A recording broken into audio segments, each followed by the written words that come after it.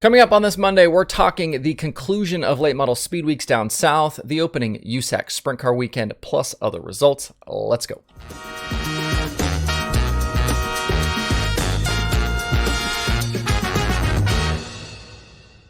Today is Monday, February 22nd, 2022. Welcome into Dirt Tracker Daily. I'm Justin Fiedler.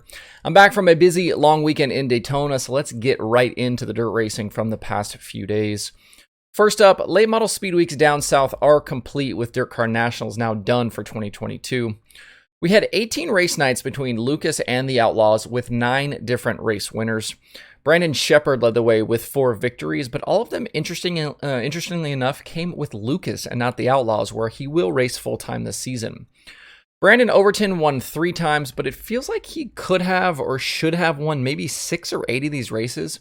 He's admitted to his team being caught out by the rule changes, specifically around the body stuff and his team setups, and they suffered several mechanical failures through the couple of weeks.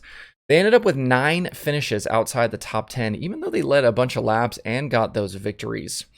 I've caught hell before for saying that it's sometimes feast or famine for Big Sexy, but that played out in a big way through these opening races.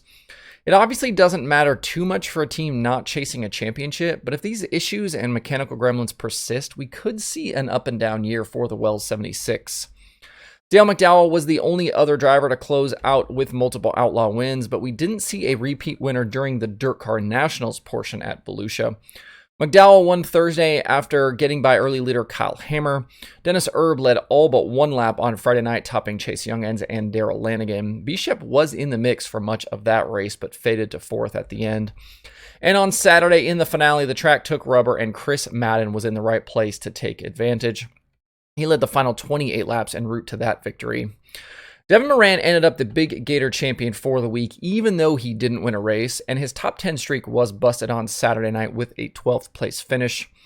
But between Golden Isles on January 27th and Volusia on February 18th, Moran picked up 16 straight top 10s, including 3 wins and 13 top 5s between the two series.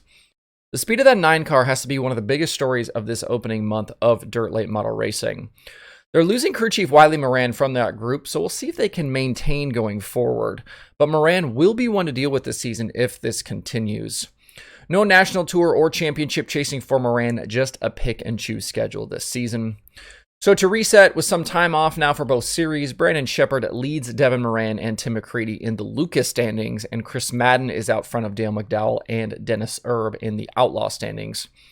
We've obviously got a bunch of guys up in the points that won't run full time, but when it shakes out, I think we're again looking at Madden versus Shepherd on the Outlaw side. I think at least to start off anyway, and then McCready versus Erb, RTJ, and probably O'Neill on the Lucas side. We'll have to see if anyone else can really get the consistency together to be in the mix for either title. Both series are back in action on March 11th. Along with the late models of Dirt Car National, we did get to see some great racing with the Super Dirt Car Series Big Block Modifieds. And just like the late models, no repeat winners through the week at Volusia. On Thursday, we had a tight battle between Stuart Friesen and Matt Williamson, with Max McLaughlin even getting involved late. Williamson used lap traffic to his advantage, though, and got away for the victory. And then on Friday night, Demetrius Drelos was really strong in the early going, but had to deal with McLaughlin through halfway with both leading laps. Max used a late restart to slide by the 111, and he drove away to his second career Volusia win.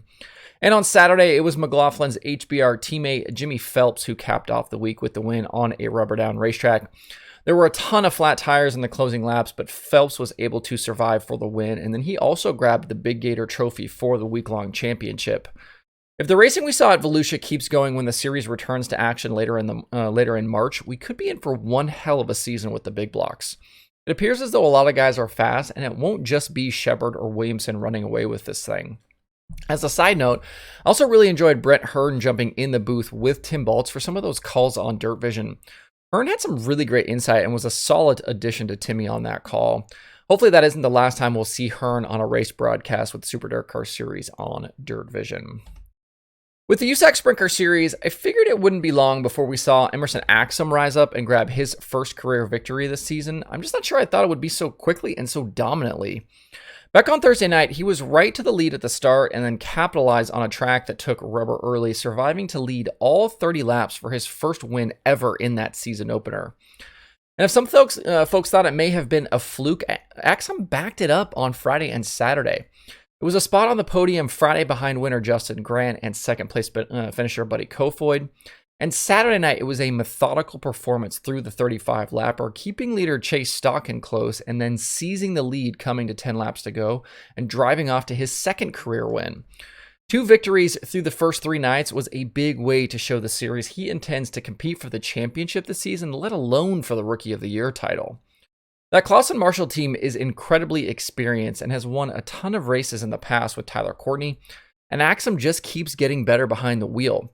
It's going to be a very strong pairing for those series guys to deal with all season. Behind Axsom, it was also a strong start for Justin Grant. He swept the midget weekend the week before and then earned 3 top 6 results, including that Friday night win. He leaves Florida trailing Axsom by just a few points in the standings. Other drivers to finish top 10 all 3 nights include Buddy Kofoid, Chase Stockin, Carson Short, and Logan Seavey. There were also some big names who didn't get off to a good start, including defending champion Brady Bacon. He had a rough Thursday that included 2 spins and a 16th place finish. Rare mistakes from the Macho Man you don't normally see. It was also a 15th Friday before bouncing back to a top 5 on Saturday night. He's 10th in the standings leaving the weekend. It also wasn't a great couple of days for Jake Swanson and Robert Ballou, who consequently tangled on Saturday night, with Swanson faking a steering wheel throw at the Madman after he got right-reared. CJ Leary is also way down the order as his best finish of the weekend was a 12th on Saturday. We won't see the sprint cars again for 5 or 6 weeks now, which could be good news for those guys that struggled. Plenty of time to get things turned around before Lawrenceburg in April. If we're going to go full overreaction Monday, though, I'm buying a bunch of Emerson Axsom stock today. In the win picks department, not a strong weekend for either me or the formula. I did get 1 right picking Grant for Friday. I'm now a scintillating 3 for 25 on the year, while the formula is 6 for 25. We'll try and improve those numbers this weekend with the World of Outlaws sprint cars in action down south. At East Bay over the weekend in 360 sprint car competition, Mark Smith was your Thursday night winner. Aaron Reitzel bagged the victory on Friday, and it was Sam Haferteep taking the $10,000 King of the 360s finale on Saturday night. In other weekend late model action, Corey Hedgecock was a $5,000 winner at 411.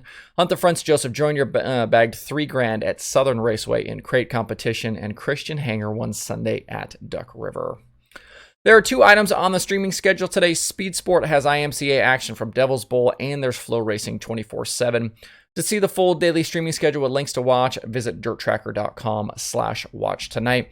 And don't forget, if you haven't gotten one yet, Dirt Tracker decals are available on the website, dirttracker.com/decal, $3 shipped right to your house.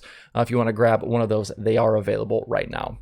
That's it for the show today. Have a good Monday. If you have thoughts about the topics on today's show, please leave them in the comments below or tweet at me. Thanks everybody for tuning in. We'll be back tomorrow for more Dirt Tracker Daily.